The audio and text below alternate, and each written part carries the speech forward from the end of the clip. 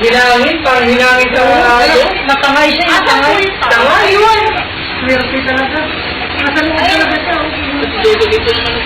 Wala na, di ko na dito. Hindi na gumarap siya. Meron nga naman yan, gumagawin pa yan. Gumagawin pa yan kami. Gumagawin pa yan. Hindi ko na alam na kasama namin. Nasa, kasi kasama na siya.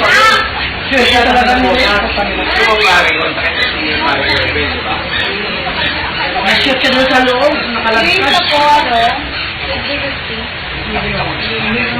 Parang Hindi lang mag-aakapuso. Kasi yung mga walang lakas, kung kayo yung pinis yung camera ng paa, pero yung masulat sa titihon. Titihon yung camera.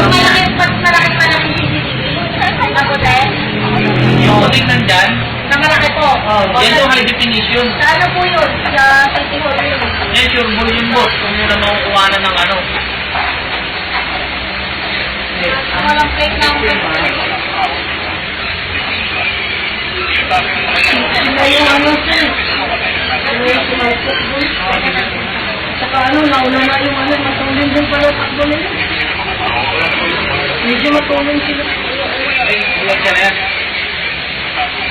Hindi, dapat sirahin niya, tapos yung pulis na nag-ipreso naman na. Hindi ko sinasabi ng pulis na mali. Kasi nga, may nakapagsabi na nakakita siguro na sila yung mga pulis.